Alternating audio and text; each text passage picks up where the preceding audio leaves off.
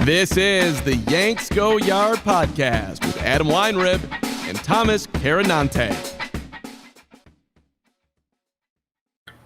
Welcome to the Yankees Go Yard podcast. I'm Adam Weinrib alongside Thomas Carranante. The New York Yankees offseason has yet to really begin because the World Series is still going on. Their two enemies are playing in it, tied 1-1. So the Yankees have plenty of glaring holes that they have yet to fix, yet to fill, yet to try to fill. It's going to be a while before they do that. While we're waiting, wanted to get in some thoughts and pitch some trades and potential solutions to their more overlooked problems, because the Yankees need Cody Bellinger to come back, or they need a higher profile outfielder than Cody Bellinger, or they need 7, 8, 46 relievers, like a large number of relievers. But don't forget a couple of the other things they need. I'm going to pitch some potential trade solutions. Tom is going to grade them, let us know what he's feeling. Plus, Yoshinobu Yamamoto just continues to rub salt in the wound this World Series. Dave Dombrowski pees all over the Bryce Harper trade. And Aroldis Chapman would rather die than play for the Yankees again. And I got to say, it's mutual, man. Don't really need to articulate that. Not wanting you back, fella. You can find us live every Monday, every Thursday, 2 o'clock Eastern time, all season and off season long on YouTube, and then on your favorite podcast platform in the aftermath. Thomas, welcome to the show. The World Series is 1-1. The Blue Jays did exactly what I asked them to do and steal the first one, but probably should have stolen that second one too, because now advantage Dodgers. Yeah, there is. Look, there's no way the Blue Jays don't come back and win. I think they surprised us all with their Game 1 performance, but to follow that up by getting complete Game 1 run and having to return to LA with, again, the pitching advantage on the Dodgers side. Like, Max Scherzer is starting tonight. Max Scherzer was not on the DS roster. I'm just not sure how. And again, the Dodgers are looking for revenge against Max Scherzer after what he did in 2021. So yeah, I'm still going to hold firm on Dodgers in 6. I think it would be pretty aggressive if they swept the 3 at home. It's not impossible, though. I mean, you got Snell going in Game 5 if it gets when it gets to that point. And he could be looking for revenge after that shaky one-game performance. But I think Dodgers bullpen weak. We knew that, and they neutralized it by getting the one outing they needed in Toronto with Yamamoto. And the Blue Jays, I think, at the same time, like, their bullpen isn't that great either. They have guys, but they got away with a lot of shit against Seattle and New York because Seattle and New York just swing and miss and swing and miss and swing and miss, and the Dodgers don't do that as inefficiently. The Dodgers have a very balanced offense for the most part, and again, they have a lot of October-tested guys who know how to change their approach. So it ain't gonna fly. It's a different competition at this point. I think New York and Seattle maybe gave Toronto false hope with how they can lengthen the bullpen. The second Kevin Gausman came out of that one, it was kind of done. Will Smith cranks that homer, and then it feels like it's very much over. But yeah, entertaining World Series nonetheless. I'm enjoying what I'm watching, and I'm glad that we are in for what feels like a treat. I think it's the Blue Jays offense, I think, is the most interesting to face the Dodgers at this point with their approach, and they battered them in Game 1, so it shows. See what happens in LA, but yeah, it feels like it's a Dodgers World Series win to me. Stick in 6, just like you said. I don't mind the first 2 games, though. They gave us what we wanted. Yeah. Hopefully this does go 6 or 7. Feels like it should, but there is always the chance that the Dodgers never show us their bullpen again, just run over things and go to Clayton Kershaw for the final 3 outs in a 12-2 game. So sim to the end of that. The World Series is over. Either the Dodgers or Blue Jays won. Either the Dodgers or Blue Jays lost, if you want to look on the bright side. But the New York Yankees will not be crowned champions this year. They got a lot of work to do. I came up with a couple of ideas to help them out.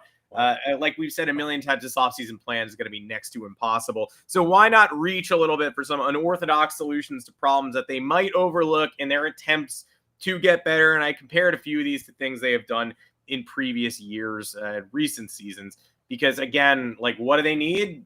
So many things. How much do they have to spend? Hopefully Cody Bellinger money and then maybe a couple relievers, but I don't think you can really reasonably put forth, like, you could do whatever you want, but I don't think it's reasonable to be like, here's the Yankees offseason plan, $1.2 million of $1 billion of expenditures this offseason. Just get Kyle Tucker, pick your 2 favorite pitchers, go ahead and grab Bo Bichette to play second base. Like, this is not going to happen. So hopefully, maybe they'll listen to us, get a little bit creative, do a couple of these things.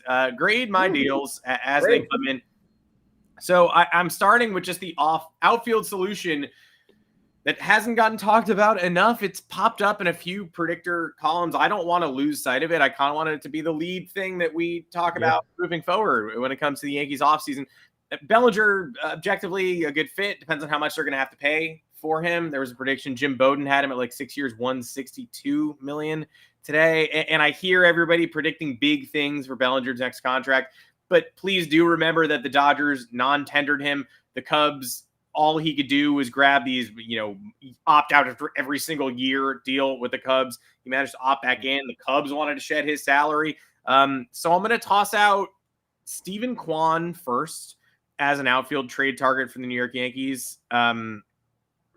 He provides everything that they don't have. And whether they go ahead and grab Cody Bellinger, and this is sort of not contingent on Cody Bellinger, in my opinion. There are too many unknowns in the outfield. You can hand Jason Dominguez a job if you want to. You can hand Spencer Jones a job if you want to. You cannot hand both of them a job. I don't know how healthy Aaron Judge is. I know what he's told me. I know they've said he's not going to have surgery this offseason. I sure hope he doesn't. But there's a reason we were all talking about Aaron Judge, the first baseman, this summer. And that's not pertinent right now. But how sure are we that Aaron Judge is the right fielder for 155 games next year? I'm not. How much do you want to put in the hands of the young kids? Dominguez, I'd love to see him get more reps, but I don't know what is going on with him. Spencer Jones, no chance I'm just handing him a job on opening day, even if he gives us the Anthony Volpe spring training, which wasn't even that great, right? It was fine. There's no world in which I'm like, yeah, let's instantaneously replace Trent Grisham's production with Spencer Jones and all that swing and miss. An intriguing piece, but not an opening day piece for me to make me confident. So Kwan, bat on ball, all-star pedigree, annual. There's more pop than you think. He provides an element to the Yankees that they don't have. I'm not saying he would have a Juan Soto-like impact on this team, but in the same way that Juan Soto, it was just one addition, but it was a culture-changing addition. I do think Kwan would be similar. I think he would just be one guy, but he would provide such a bedrock of what they don't currently have that you would look up at the Yankees in mid-May and be like, I don't know where we would be without Stephen Kwan. So how expensive is it going to be to trade for Stephen Kwan? The Guardians do have pitching. It's going to be a somewhat tough match, but this is where a player like Spencer Jones could factor in. Guardians need outfield power. Guardians need power from whatever position they can get it. I don't know. Worth a try. Your thoughts? I love it. It's an A+. I think it's the most, it's the lowest hanging fruit offseason trade, I think, based on the name. Stephen Kwan's star player. 2, he was mentioned before the trade deadline this year because the Guardians were in trouble before they went on their massive run that eventually captured them the AL Central. And 3, it's Yankees tied to bigger name. It's usually how it goes. I love Stephen Kwan. One of my favorite players to watch. Hits for average doesn't. Imagine a 9.5% strikeout rate in the Yankees lineup. It's almost like it's not possible. Like Brian Cashman will look at this, be like, this guy only strikes out 9.5% of the. Yeah, we can't do this. He needs to strike out at least 18%. We got to double these. We got to crank these rookie numbers up. But yeah, his career rate is 9.5%. Last year was a career best, 8.7%. If the Yankees can do anything on this front, like Cody Bellinger was a breath of fresh air with his 2-strike approach and his ability to, quote, hit for average. What did he end up hitting, Cody Bellinger?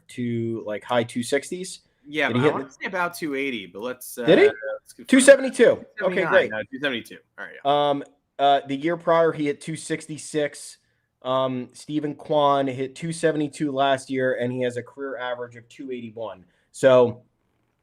Look, we get into the nitty-gritty all the time about how this team needs to change its player profile, how they need a mix of certain characteristics. They did do that, in a sense, in 2025.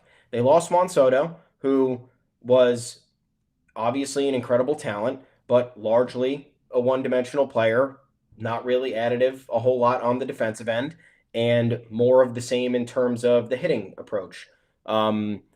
On-base machine, love that. Slugging machine, love that. Can hit for average, but not anything like super spectacular. Valued it. Would still love Juan Soto in this lineup, but the Yankees then said, okay, plan B, we're tightening up the defense. We're getting more versatility in here. and we're going to do our best to get more bat to ball skills. And they did it. It wasn't enough. And the result was the result in 2025.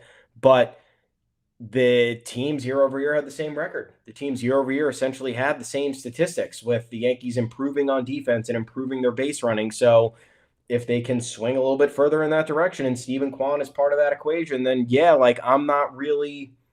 The guy's got 3 years of team control left, or 2 years of team control left. I'm not really worried about what we give up because, again, Aaron Judge's prime only has so much time left. I don't care if you're trading Spencer Jones. It is what it is. If this can be an additive trade alongside a Bellinger addition or Kyle Tucker, if you will, I don't think that's going to happen, but people are talking about it. A+. Love Steven Kwan. Would love him setting the table in this lineup. I think it would be huge. And don't forget, like, on base, his slugging went down this year, but on base, like, not bad. 350 for, I mean, good. 350 for his career. Last year saw a dip to 330, but Guardians' offense was anemic. He would be a lot better in the Yankees lineup. It's the way I feel, and I just don't want to enter the season with, hey, either Cody Bellinger and no other additions, or the, hey, we tried on Cody Bellinger, so now it's time to roll out the kids. Yeah. We believe in Aaron Judge's prime. If they don't, and in that vein, I think the Yankees pitching is in a solid spot, even though they're going to not have Carlos Rodon for X number of weeks to begin the year, even though Garrett Cole is a second half addition. Don't pencil him into the first half. I don't. Some people reacted when we found out he wasn't going to be ready for opening day. They were like, "Oh, another bomb just dropped." Like, no, that's how Tommy John surgery works. That's not new. Clark Schmidt might get non-tendered. I don't think he will, but these are not people you can count on to participate in Major League Baseball. Like Clark Schmidt, we're lucky if he's back next year. Garrett Cole, I do think you'll see him in the second half. I know his work ethic, but yeah, starting the season, that was never part of the equation, and I hope we get a solid second half from him. An aging Garrett Cole working his way back from major surgery, probably more of a 2027 thing. And oh, by the way, that season might get canceled. So the Yankees need starting pitching, proven starting pitching. They have plenty of high upside kids. They have plenty of talent. They have plenty of pitching coaching talent. Shout out to Desi Drischel rejoining the Yankees, coming back to the coaching ranks, 1 year with the Mets. That'll help. I do think the Yankees can muddle through. I think they can build a strong rotation out of what they got, but they could really use a veteran who could just throw 150 to 200 innings in the back end of this thing. Maybe you're bringing Ryan Yarbrough back, but that is not 150. That's a 60-inning guy. I love it. I hope they bring Ryan Yarbrough back. He's not making more than 8 starts next year, probably. If he does make them, they'll be better than Carlos Carrasco's starts, but he's not making many.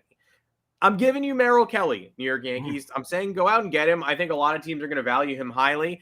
I'm not sure, hot take, right? I'm not sure what Mitch Keller does as a high-profile trade target that Merrill Kelly doesn't do. Why not give him the Marcus Stroman contract? If you like giving out $16 million to Marcus Stroman in the hopes that he would be, a 4.5 with the potential upside of being a 3.5 starter, why not bring in Merrill Kelly for similar money? You want to talk about a difference in attitude, a difference in presence. I mean, I loved what Stroman brought when he was working it, and I disliked what Stroman brought when he was asked to change his role. I think the Yankees could use a quiet leader here. They have enough loud leadership elsewhere. I would pay Merrill Kelly $16 million next season. I doubt they would, but what do you think about that? Love it. This was one of my first things that came to mind right when the season ended. I think this is the best bang for your buck. You look at the rest of the class, right? And I don't think the Yankees should trade for a pitcher because trading for pitchers obviously costs a lot. The Yankees already have a lot of money tied up into the rotation, and they have proven that they can get the most out of their player development system on the pitching side. So keep that rolling. No need to spend premier assets on more pitching unless the perfect opportunity arises, and I don't think that's happening this offseason. The perfect opportunity was last offseason with Garrett Crochet, and the Red Sox did it. So, okay, on to the next. Free agents, Dylan Cease, not sold. Framber Valdez, not sold. Ranger Suarez, don't need another. Also, for Valdez and Suarez, don't need another lefty in this rotation. We already have two, top caliber ones in Max Fried and Carlos Rodon. You don't want to get too heavy on one side. And then that brings you to this tier 2. Merrill Kelly is my first choice. I think Jack Flaherty is a good 1B. there. Michael King, even after the injuries, you're going to have to commit 3 years to him at 24 per, probably like a $72 million deal. I don't know, folks. Yeah, I'm not sold on that. Zach Gallen, are you optimistic he'll bounce back? I am. What has he had? He's had a 1.5 uncharacteristic years, and now everybody's kind of forgotten about him. I'm a believer, yeah, but 192 innings for Gallen last year. Like, it's a matter of what kind of bargain. If he was a bargain, if I could get Gallen for 3 years, 1 year bounce back, or 1 year 22, the Walker Buehler deal or whatever, then hell yeah. But I just feel like people are going to value him differently. Yeah, and I agree. I think Zach Littell's another option. Again, this is the 1BC category. Merrill Kelly is tops here, and then you keep going down the list, and it gets really uninspiring. So you don't want to go too much further down. Zach Eflin could be a sneaky one. Again, we're talking about back end of the rotation guys who can eat innings and hopefully stay healthy. But Merrill Kelly is essentially the best you could probably do in this category because for whatever reason, we know the reason. He's entering his age 37 or 38 season, so that puts you in a box. You are not going to have suitors looking to give you 2, 3, 4 years. It's just not going to happen unless you're Max Scherzer, and Merrill Kelly is not. Merrill Kelly came stateside. He played in Japan, right? Was he the one who played in Japan? Yeah. I always get him and Michaelis mixed up. Michaelis was the one who ate the scorpion, right? Michaelis was the one who ate the scorpion. Michaelis ate the scorpion. That's his legend in Nippon professional baseball. But yeah, I think Kelly, for the work that he's done, and how he sustained that level of play into his late 30s, like, it's undeniable. And again, the Yankees they want to give they want to do one of two things. They want you on a 1 or 2 year contract, or they want you on a 6 to 8 year contract. The 1 to 2 year contract obviously is so they have the flexibility to shed the payroll in the near future, and then the longer term deals are so they can level out that AAV, so they don't have the payroll tax hit as high as it's been in years past. They want to remain under that third tax threshold. So Kelly is the best option to give you the flexibility of 1 to 2 years, like you said. I think these other guys like Michael King and Zach Gallen, and honestly even Zach Eflin, are options that teams are going to try to sneak in to give 3-4 years, and the Yankees are not going to want to do that. So I'm all in for Merrill Kelly again. Good playoff stats from him. He pitched during the Diamondbacks World Series run in 2023 and did very well. His start was the only outing that the Diamondbacks won in that 5-game loss to the Texas Rangers. And then he was traded to the Rangers down the stretch this year to help them make the playoffs. He did an admirable job attempting to help them get there, but in the end, the offense and the bullpen betrayed them. And it was a good deal by Texas. So I think if this is – and look, I would be open to it if you want to blow the mark. And I'm all into this. You got to get as many suitors out of your way if you're the Yankees. We'll talk about this with Yamamoto towards the back end of the podcast. Yeah. Stop remaining competitive. Give Kelly 2 years, $32 million, be done. Be done. If it doesn't work, it doesn't work. But this is the deal that you need to make sure that you have that veteran presence / flexibility / a durable option in the back end of the rotation, which is what this team has desperately needed over the last couple of years with all these injuries. So another A+. It's almost like we talked about this before. Yeah, interesting. Hey, look.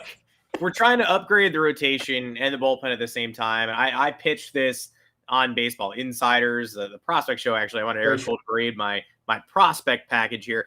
But if you want higher upside in the rotation, someone's going to hop out and grab Sandy Alcantara this offseason. So why can't it be you? It's probably not going to be you, right?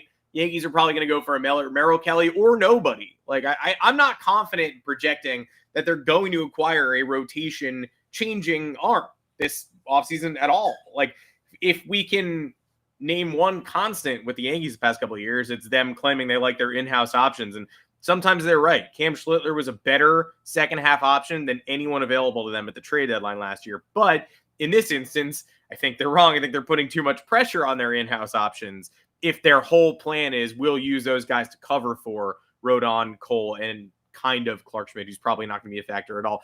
I see no reason not to add one veteran mentor to this grouping, and someone who you can realistically count on to be a large-scale contributor, not just the Ryan Yarbrough type.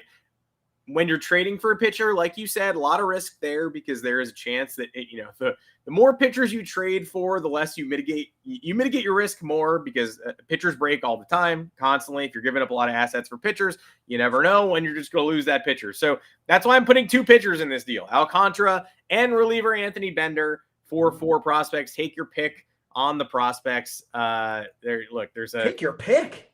Well, I'm just saying I'm not giving up anyone in the top 5. Let me pull up the pipeline right now. Let me pitch you what I pitched Eric. Okay. And I think what did Eric say? I don't know how pumped he was about this. I think he gave me an incomplete on this trade. But I went kind of rogue. I want both, and I'm not headlining with anyone other than better than LaGrange. I'll give up Carlos LaGrange in this deal. I think in the future he is probably a lockdown closer, but I think you got to try him in the rotation. Mm-hmm. I had to come up with a headliner who wasn't, I don't think Ben Hess is a headliner right now, and I'm not giving up ERC in this trade.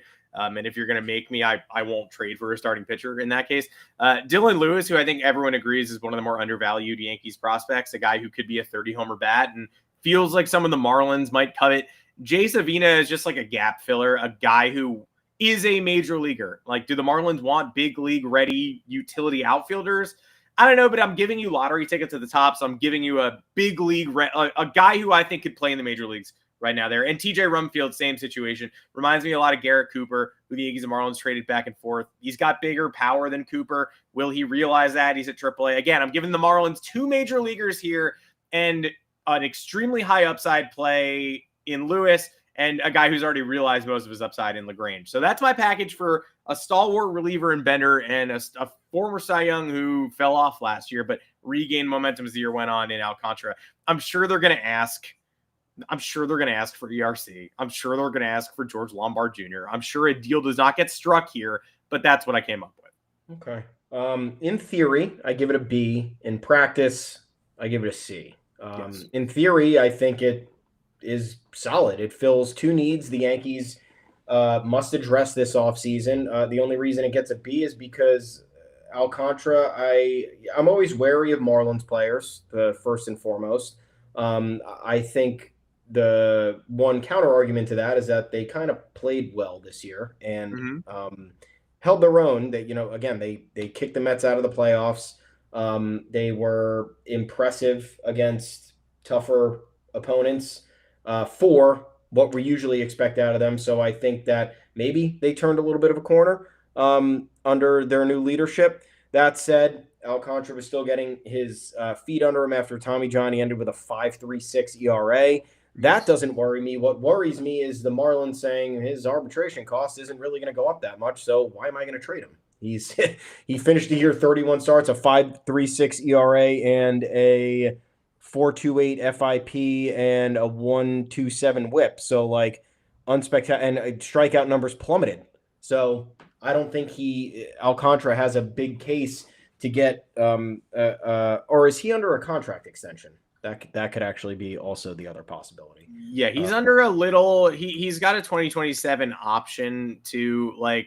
It's a reasonable. It's 5 years, 56 mil for next year. Yeah. Okay. I am stupid, so we will upgrade this deal. You want to know why? And that's because they bought out his arbitration years through 2024. He was essentially untradeable last year because he was coming off Tommy John. Now, over the last 2 years, his salary has gone up $8 million. So that would be probably an area where the Marlins look to cut. I would say that they would wait to cut that in the middle of the season so they can get more value at the trade deadline. After he's put up, a high 2s, low 3 ERA through 15 starts, like he'll look more attractive to teams at that point. And then knowing they have the club option for 2027 at $21 million. I feel like that will carry value if he's performing well.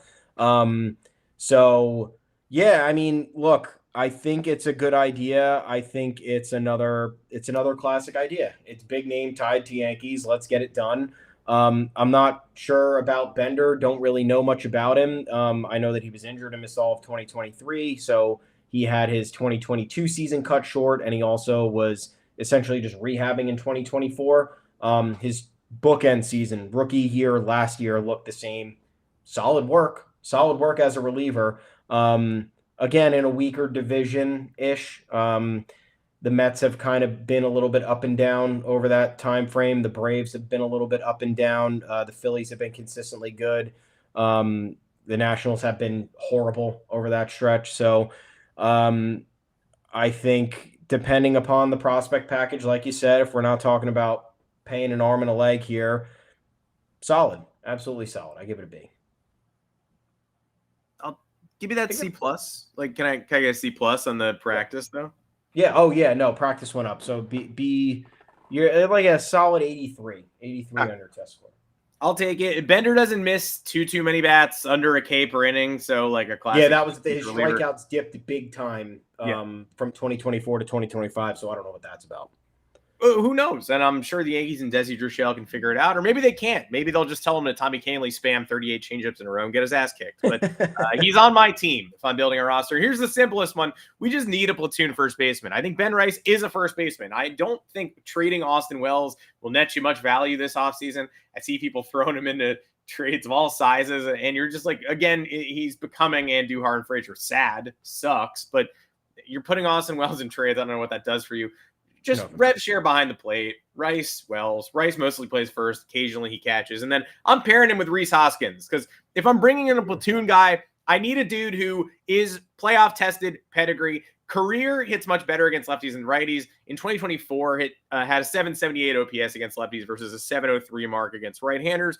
So why not just tell him at this stage in his career, he's going to be 33 next year. The Brewers hate paying anyone any money, so this mutual option is going to get declined. He's going to go into free agency. So, okay, give him the Goldschmidt deal, except with a second year tacked on, 2 years, $21 million for Rhys Hoskins, and you have one job. I'm not asking you to do multiple things. I'm not asking you to get aggrieved by being benched out of the playoffs. You're going to battle injury. That's fine. We'll call up somebody from the minor leagues to do it. But I'm giving you one task. Zero in your efforts on hitting lefties and post an 800 OPS for me. Be a Yankee, hit home runs in the clutch, do what you do best. Do I get a functional C on this as well? I bump it up to a B. I think it's I didn't realize he wasn't on the Brewers postseason roster. His season ended strangely. Very strangely, because he played in 90 games. He was almost worth a full WAR, and he had a 748 OPS and a 108 OPS plus. And he hit the ball hard in September, October too. 779 OPS in the month. Yeah, weird. I mean, look, if you're talking about if the status quo has to remain, right? If Austin Wells is the catcher and Ben Rice needs to platoon back and forth to both and log some DH reps, again, depending on how things shake out, there's going to be a need for another first baseman. My vote is Bryce Harper. I know that is probably not going to happen. We'll talk about that on this podcast in a little while too. There's a slight update there that could change things. But yeah, I mean, you look at the rest of the free agents. Again, you're not trading for a first baseman again, unless it's somebody like Bryce Harper. The free agents at first base this year, Pete Alonso, you are just not doing that. Maybe they do, but to me, it's just a big no. Josh Naylor, again, kind of a weird fit, especially if you're, again, acquiring a full-time first baseman here, not named Bryce Harper, is a little bit complicated because then you have Rice in limbo unless you get rid of Wells or unless you get rid of Rice. And like you said, I don't know what putting Austin Wells in trade packages does for this team. He just had a terrible season. I know he has power and I know he has potential, but like the results have not been there to entice anybody else. And the Yankees are not a team known to sell at their lowest. And that's what they would be doing with Austin Wells. Seems stupid. Trading Ben Rice at his highest. Am I opposed to it? No. Do I want them to do it? I don't know. I kind of like Ben Rice, like as a person too, and I think that's important.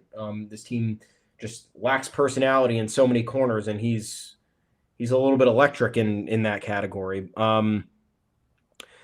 So yeah, I mean, it's just again, it's bleak. Ryan O'Hearn, I guess that could be a fun platoon option for you. Carlos Santana's 40 years old, doesn't really do it for me. Luis Ariz, he's just not a first baseman in my Not book. having this conversation. Yeah. I know Yeah. we will have this conversation Yeah. plenty, but I can't do it right now. I need a break. Dom Smith, Josh Bell, Ty France, Lamont Wade, Rowdy Tellez, Wilmer Flores, just like all no. You just read down the San Francisco Giants 40-man roster, I think. It's so gross. Let's get all the pieces we can get from that 83 and 79 team that just hired the Tennessee Vols college coach. Yeah, why don't do all you can? The Justin Turner, like, again, doesn't really play first base, and this is like the bottom of the fantasy draft when you're picking people, and I'm like, I think they retired, and you're like, no, I think Justin Turner's still active. You're scrolling down, like Blake Bortles is there, like that's It feels like a immaculate grid quiz at this point. I mean, this is what the Yankees are going to be looking at. They're going to be looking at strictly a platoon option, somebody who can hit left-handed pitching. Do you bring back Goldschmidt? I don't know. Did that work out? Kind of did. It wasn't a bad thing, right? No. So I think that's an option. I think Hoskins is better. Obviously, he's younger. He's someone who is kind of always looking to that next contract. He needs that year to pop so he can get another deal. He's entering his age 33 season, so he's right on the cusp there. Could work out. I give it a solid B. The only problem here is the swing and miss. Historically, he strikes out a lot, and I don't really like that. 25% strikeout rate for his career. When I was looking at other outfielders or just personnel to trade for, like, I didn't think about the Red Sox, but a report came out over the weekend that said the Red Sox were going to listen on Duran, Abreu, and Rafaela. Yeah. Abreu was great. I would take him tomorrow. Rafaela and Duran are just way too hot and cold at the plate. I would take Rafael in a heartbeat just because of the defense. He's incredible out there. Absolutely. But you saw him face the Yankees this year. If you throw a slider in the dirt and it's telegraphed as a slider in the dirt the second it leaves you, he's swinging. Just doesn't matter. Jaron Duran struck out fucking 170 something times this year. Another potential option for the outfield is like Seiya Suzuki, who his average dropped to like 245 and he struck out like 180 something times. Like, it was weird how, and with these potential available guys via trade, like outside of Kwan, none of them really fit what the Yankees need in terms of altering their personnel and making sure that they can bring that different approach to the plate. So Hoskins is, I guess, a tad more redundant in that regard. But again, there's not a lot of options to choose from. And to think we're trading for Bryce Harper is a little bit crazy. So, yeah, I give it a solid B. Jaron Duran was my favorite at-bat the whole Red Sox series. I knew I could count on him to do some bullshit. So I hope they don't trade him. Abreu, though, definitely. Take as many offers as you can. Wilyer Abreu stinks. Sell him at his current value. Absolutely. His September is representative of his true talent level. So get that done. Let's go into Bryce because everyone's sad. Bryce is sad now. Dave Dombrowski is saying no Bryce trade. I don't know why you got your hopes up, everybody, even though he started it, right? Dave Dombrowski was like, is Bryce elite anymore? I don't know. We'll have to evaluate. I don't know. Things. More at 11. And then somebody's like, you are the press conference. Are you talking about a trade? He's like, no, I wouldn't say that. I'd just say, I'm talking about a swapping of assets. And everyone's like, that's what a trade is. He's like, well, you'll have to stay tuned. And then he, of course, comes out and shuts down his own speculation. Dombrowski on an appearance on Foul Territory this week. They asked him about trade talks. He said, now I've been reading that. The Phillies may trade Bryce Harper. That couldn't be further from the truth. We love him. We think he's a great player. He's a very important part of our team. I've seen him have better years. I look for him to have better years. Again, brother, you started it by saying, is he still elite? I challenge him. And then everyone is like, is Dave Dombrowski throwing shade at Bryce Harper? The answer was yes. He was challenging him to be better, I guess. But this isn't going to happen, it would seem. Bryce was offended. Quote, I have given my all to Philly from the start, Harper told The Athletic on Saturday. Now there is trade talk. I made every effort to avoid this. It's all I heard in D.C. I hated it. It makes me feel uncomfortable. Now, perhaps the most important part of this story is that Bryce Harper is apparently ChatGPT now. I don't think he wrote that or said that. But if he did, he wasn't happy that his name got brought up in trade talks. Dombrowski shut down the speculation. I don't think he's going anywhere. I'm inclined to agree. This is not posturing. I don't think the Phillies are moving him. He's the heart and soul of the team for better or worse. It was better in 2022. It's worse now. And the Yankees acquiring a superstar who they should have signed 6 years ago for their age 34 through 38 seasons at a high cost is almost too Yankees to actually happen. I vote. I think this is over before it began, but I am curious what you're thinking here. I'm always thinking, look, I don't rule anything out until opening day begins. We've seen a lot of crazy stuff happen and you can't even rule after what the Red Sox did with Rafael Devers this year. How can you sit here and say, "Oh, that's not happening"? It's the thing that pisses me off with people who cover sports, watch sports, whatever. Like the definitive opinion. Oh, there's no chance that'll happen. There's no way. It's like, how many years do you have to exist on this earth and watch the most incomprehensible thing happen annually and then still say, oh, yeah, no, there's no way they would consider that. Luka Doncic got traded at 3 a.m. For no reason. For no reason and for no assets. People were laughing about that today because Austin Reeves scored 51 points last night or something the other night. And someone was like, the Mavericks really traded Luka Doncic and got zero assets because it was Anthony Davis, and then they got the draft picks, obviously. But how could you not make a trade where you get something of a semblance of a younger talent that's going to be a building block for your organization moving forward? Like, the Red Sox traded Devers and literally got nothing. They got Jordan Hicks. They swapped salaries. They got Jordan Hicks and Kyle Harrison, and then they traded the prospect outfielder they got to the Dodgers, who then tore it up to end the year. So crazy things happen. The Yankees traded for Josh Donaldson in March. The Yankees signed who else did they bring in late in March one of those years? Was it Rodon? Well, Stroman was real late. Stroman was one. Yeah. Bregman signed with the Red Sox in late February after a staring contest. So I don't know. There has just been the Dodgers non-tendered Cody Bellinger a few years ago. Do not sit here and tell me that there is no scenario in this league that could possibly not happen. Everything is on the table outside of the Yankees trading Aaron Judge tomorrow. We understand there's the top 5 percentile of things that will not happen because it would just be self-inflicting for a team to do it. But for anybody on the outskirts of a roster conversation, or anybody having a down year, or even anybody who's had an average MLB career and then had a career year, all these people are on the table to move and get traded. And you look at someone like Bryce Harper, he's already 7 years into this Phillies deal. Crazy to think about. Sucks. How fast did time go? I don't know. I feel like I was in the prime of my life waiting for Bryce Harper to be a Yankee, and then he didn't become a Yankee, and then I just became a slob. And now I'm still a slob. And that's what my life has come to. But Bryce is okay, first of all, here's this. To think that he's going to get traded as a foregone conclusion is crazy. I think just because of the magnitude of the name and a lot of the work that has to get done. Remember, veteran player in his mid-30s, 6 years, $150 million attached to him, injury issues that have been concerning. So there's going to be it's going to be tough to work out a deal with assets going back to Philly / how much money is going to be absorbed by Philly, if any. Yeah. Is the other team taking the whole contract? I don't know what it's going to look like. So there are some complications here to be okay, you can't say that he's definitely going to get traded, but you can't rule it out. And why can't we rule it out is because the first press conference the Phillies have after the season ends is Dave Dombrowski talking about if Bryce Harper has elite years left. His next comment was, we can all agree Kyle Schwarber was the heartbeat of the Philadelphia Phillies this year. Mm-hmm. Okay. Bryce Harper's supposed to be the face of the franchise. Kyle Schwarber was just signed to a 3 or 4 year deal. That is not the heartbeat of the franchise.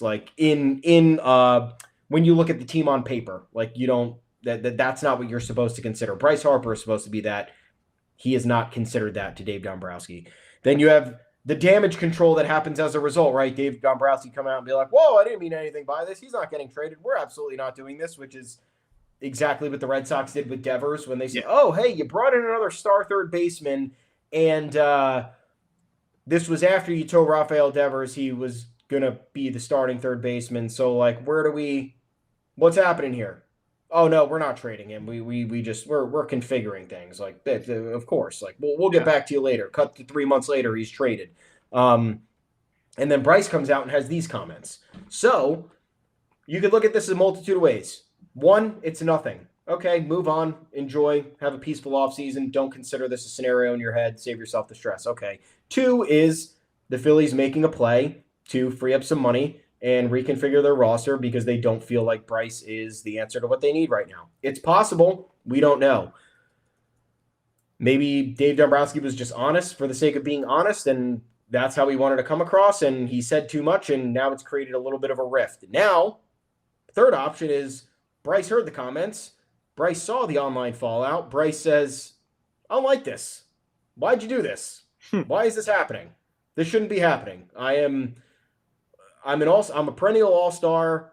I give it all. I give my all to this franchise. I made that clear since the day I signed here. What the fuck is this? Now, actually, I want out. Now I don't want, like, this is not fair to me. I deserve better. I want out. And he goes to the front office and he says, I want to get traded. Let's look at some options. And like I said last episode, I think the Yankees are atop that list.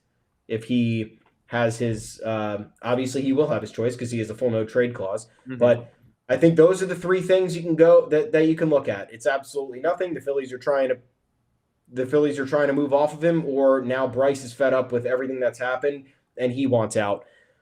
I think him coming out and saying that should be eye-opening for some folks. Like, he could have said nothing, or he could have had a non-inflammatory response, right? He could have said, hey, like, I know what Dave was talking about. Dave and I are honest with each other. I get what he's saying. I've dealt with some injuries over the years, but, ride or die, Philly, let's get this done. Let's win in 2026.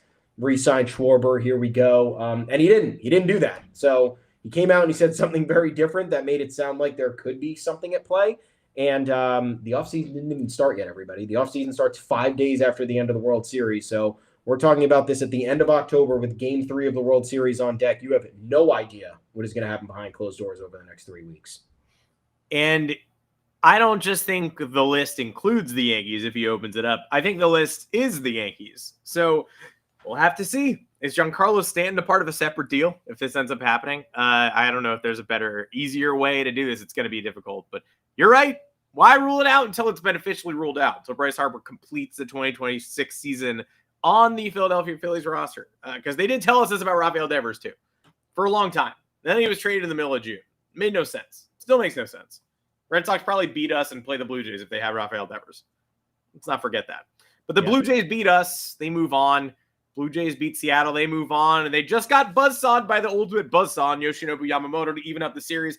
Again, this debate may rage on for all eternity. The Yankees made their intentions clear when it came to Yoshinobu Yamamoto. They wanted him. He was the first Japanese pitcher they went all in on since Masahiro Tanaka, but not all in enough to invite Hideki Matsui to the presentation. All in enough otherwise.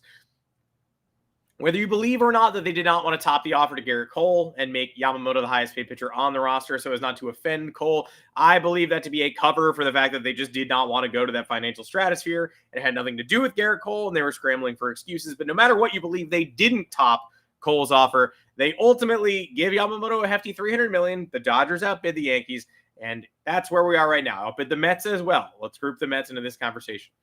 Personally, I still feel as if the second Shohei Ohtani signed his contract with all of those deferrals and cleared up a whole bunch of payroll space the Dodgers did not have and lowered his own AAV by half and gave them a chance to lower their tax payment, that is when they were able to make the move with Yamamoto and increase the dollar amount. And I think this was predestined and preordained. I think the two had a handshake agreement, if not something even more formal than that. I don't think the Yankees stood a chance as soon as Ohtani agreed to a Dodgers deal and deferred all of that money. But that said, it's not like the deferrals saved the Dodgers from paying the luxury tax. They still pay a fat fucking luxury tax deal. So maybe it's more about personal relationships than it was the deferrals. Maybe this is just what I have to tell myself at night. I don't think the Yankees stood a chance as soon as the Dodgers entered the fray earnestly with Ohtani in tow, with the 5-10-year plan. and with all of the faith that they showed in him. And that's why Roki Sasaki is there as well. But it can't help but make you feel a little bit burned every time he back-to-back complete games in the postseason is a level or two beyond I think I even expected Yamamoto to be, and let alone, by year 5, let alone by year 2. He's incredible. Probably the pitcher with the highest variance stuff, most creativity, most exciting. There's a reason that Brian Cashman went overseas to watch his no-hitter. I want him on the New York Yankees, and we won't get it. Yeah, look, we sat here when all this was going down, and we saw the contract projections. I think, at the beginning, it was like $225 million. Like, right when when the year before, they were like, oh, yeah, maybe 6 years, $175 million. I'm like, what? That's crazy. And then it went up. 200 mil, 225, 250, 275. And you're like, what's going on here?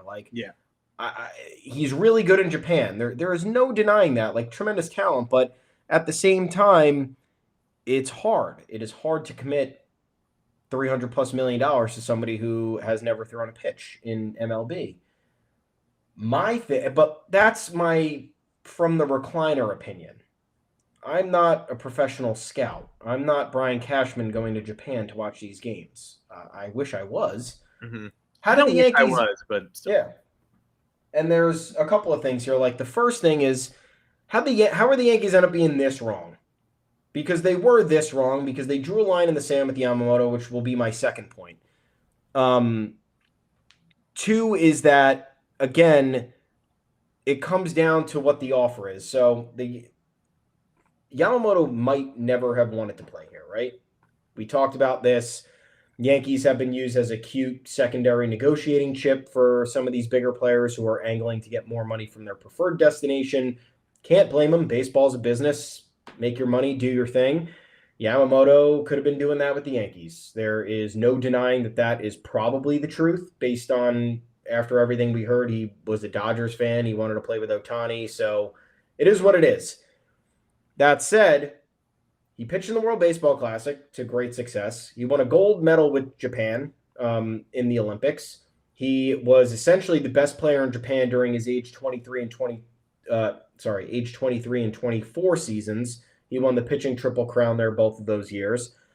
And the Yankees were still hesitant on whether to give him the money, all the while knowing the Dodgers were going to keep going above and beyond. So the Yankees structured their deal. At the time, reports suggested it was for $300 million. It had favorable opt-out clauses for him to get out before I think he was 30 or at age 30 to get another long-term deal. The deal also paid him a higher AAV. The Dodgers contract was 12 years, $325 million. The Yankees might have been 9 for $300 with those creative opt-outs. So we sat there in that moment and we said, you know what? If he was always kind of angling for the Dodgers, then you had to get creative. You had to do something like that in order to try to entice him. And I applauded the Yankees in almost every regard there. I said, great contract offer. I think a solid free agent chase. And then at the same time, best of luck, buddy. You're going to do what you're going to do, so we'll talk to you after. That said, everybody has a price.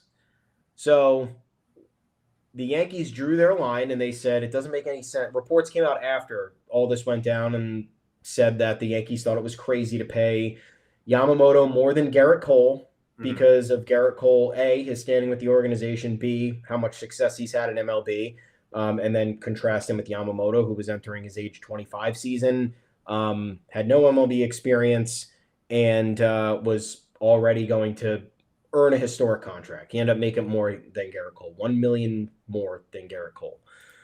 So what do the Yankees do, you might ask? The next year, the last offseason, they go out and I like Max Fried. They overpaid for Max Fried. And they overpaid for Max Fried to prevent him from going to the Red Sox or prevent him from going to another contender, which I fully support. And in theory, $130 million more potentially gets you Yamamoto. If you say, hey, how does 10 years for $350 sound? Maybe Yamamoto changes his mind. I literally don't know. And maybe you give him the opt-out for age 29 season. Instead, the Yankees said, here's our offer. It's for $300. We don't think it's right for us to pay you more than Garrett Cole. If you want to go to the Dodgers, enjoy. And the Yankees had the option to say, oh, you like the Dodgers, huh? The Dodgers are offering you the most money, huh? Well, here's fucking more money. How does that feel? Here's other perks that we can offer you. How does that feel? Far too often with all these negotiations that the Yankees have with these players, it feels like that every time, with the exception of Garrett Cole in the modern era, it's here's our offer, take it or leave it. If not, we wish you luck in your future endeavors. And the Yankees think they can have it their way because they're the Yankees. And they don't realize that the Yankees became the Yankees because George Steinbrenner did silly things. He overpaid people. He overcompensated at times. He blew through the farm system to acquire who he wanted to acquire. He built good rosters. He built bad rosters, but he always took the risk. And all the players out there knew that, oh, the Yankees will take a risk on you. You want that extra $25 million? Yankees got you. But the Yankees instead took that reputation and said, we're the Yankees. We don't have to keep paying you $25, $50, $75 million more. We don't have to do that. Why are we going to do that? And that's where my problem with this deal came in, because it was obvious that the Yankees were only willing to go so far, and they weren't willing to punch their counterpart in the mouth, and their counterpart gets the deal done, and their counterpart wins the World Series. Yamamoto pitched 6 1/3 against the Yankees in the World Series last year, and that resulted in a win for the Dodgers. And now this year he's been the driving force in that rotation for them thus far. So I don't know. Again, I can't fault the Yankees for not giving him $375 million 2 years ago, right? Like, I'm not going to sit here and say that was the move. But at the same time, like, there has to be a point where the Yankees are going to say, we're giving you this much money and you got to take it, because you can reset the market and this is a much better living for you. I don't know where it ends, right? Like, the Yankees didn't talk to Bryce Harper or Manny Machado when they were free agents. The Yankees drew a line in the sand with Freddie Freeman. They drew a line in the sand with Blake Snell. They drew a line in the sand with Yoshinobu Yamamoto. We don't know how many others there were that were unreported. They've gotten outbid for top names countless times since the Aaron Judge era began. And then you just look at the decisions they made. They gave out $162 million to Carlos Rodon, who's had, who on paper you could say, yeah, Yamamoto coming from Japan, entering his age 25 season is well more worth the investment than Carlos Rodon would have been. And again, I like the Rodon signing. I have no problem with it. But the Yankees invested essentially $400 million in Rodon and Fried, and they weren't wrong, but they were definitely wrong about over-investing in Yamamoto. And I would like to know why. I would like to know why you think not paying someone like Yamamoto $50 more million to steal him from your direct competition, which ended up being their direct competition that next year, is not more worthwhile than spending $120 million fewer dollars on somebody who is entering the back nine of their career and has like veteran experience at the MLB level. Like, that's where I need to understand this a little bit better. And I think it's just because, the Yankees made a number of bad investments when you look at Aaron Hicks, DJ LeMahieu, so on and so forth. And now they're now being too calculated to a fault. And that's where I think this has all gone awry. I, again, can't fault them for not paying Yamamoto, but I can fault them for like the 4 other deals that they allowed the Dodgers to have. Like, the Red Sox gave them Mookie Betts. Okay, cool. Like, shitty luck. It happens all the time, but like, don't let the Dodgers get Freddie Freeman. Don't let the Dodgers get Blake Snell. Don't let the Dodgers get Yamamoto. Don't let the Dodgers trade for all these other players that they've acquired at the deadline and made their team that much better while you, again, capped yourself at the trade deadline. So I don't know the answer. I'm trying to figure out the answer, but I'm telling you that something is gravely wrong with the approach. And Yamamoto is confirmation that the Yankees are fully 2nd, 3rd, 4th place when it comes to free agent destinations, because they could have made it happen. They opted not to. And now, they're paying the price to some extent. I don't know how much marketing power Yamamoto has in terms of international stardom. But I mean, if the Dodgers already reportedly made back or made most of Shohei Ohtani's contract back already in, global marketing deals, it doesn't seem crazy that Yamamoto would be 30% of the way there after 2 years. And, after all he's done and all he's accomplished. So it was a missed marketing opportunity for the Yankees. There's TV. There's always like TV deals too with the Japanese market because all those fans want to watch their players stateside. So you see your revenue on that side spike, merch sales, whatever. It just doesn't seem to me the Yankees are getting creative and they're fine with being second place because they think that they have the authority that they don't anymore. I'm not sure I'll ever buy that it was about not being able to outbid the Garrett Cole contract morally, but I do think you're right. It was a line in the sand. And after using all of that time to scout Yamamoto, it's just crazy that they relented and eventually said, okay, if it's the Dodgers at that money, it's the Dodgers at that money. I believe that he intended to be a Dodger, but I guess I'll never know because the Dodgers did outbid the Yankees. So it's not like he chose less from the team that he wanted to go to. He chose more. And so how do you counter that? You give him more. We'll never know. On the way out, a hearty fuck you to Aroldis Chapman, who did a podcast appearance and said about the New York Yankees, quote, I dealt with a lot of disrespect there. I put up with a lot of things. I knew that they just wanted to find a way to get rid of me, but they didn't know how. And I just dealt with it quietly, kept playing, and doing what I always do. He was also asked if he would ever return. By the way, that's a two-way street. Right? Not interested. But he said, no way, not even if I was dead. If I were told I was being traded to New York, I'd pack my things and go home. I'll retire right on the spot if that happens. I'm not crazy. Never again. I'm not crazy, kind of just tucked in there. Not sure what that even means. But fella, you got a tattoo infection. You left the team for like 30 days in your final season. You had a 4.46 ERA. You said, put me on the playoff roster or I'm leaving. You give the Yankees an ultimatum. They said, we can't guarantee a playoff spot. You ditched the team. You quit. You went back home to Miami, and then Scott Efros got Tommy John surgery. You would have had a roster spot if you'd waited around. You would have had an opportunity to end a third season in the Bronx. You ended 2 seasons in the Bronx with playoff-ending home runs. You could have done it a third time in 2022 if we let you. What a shame that you quit on the team before we even had a chance to render a verdict on you. Additionally, this year, for the first time in your career, you're conveniently throwing 5 miles an hour harder now than you were during your last season in the Bronx. Not sure how you managed that, but congratulations on whatever concoction allowed you to find those extra miles per hour on your beloved historic fastball. Connor Wong apparently this year, for the first time ever, told you could locate your fastball. You'd never heard of that before. Guess what? I'm pretty confident the Yankees told you that at some point. I'm pretty confident the Reds told you that at some point. I'm pretty confident your coach when you were 8 told you, guess what? The fastball can go where you aim it. So I will never think of you again the second you're retired. I don't miss you for 1 second. You'll retire if you get traded to the Yankees. That's the only reason I want you to get traded to the Yankees, to end your career quicker. Couldn't be more sick of you if I tried. A completely worthless Yankee, someone who put a stain on the franchise every time he appeared on the mound, as well as a stain on his hat from all the unnecessary and unnatural flop sweat. See ya. Do not let the door hit you on the way out. But please explain on your follow-up podcast how you were disrespected by the Yankees.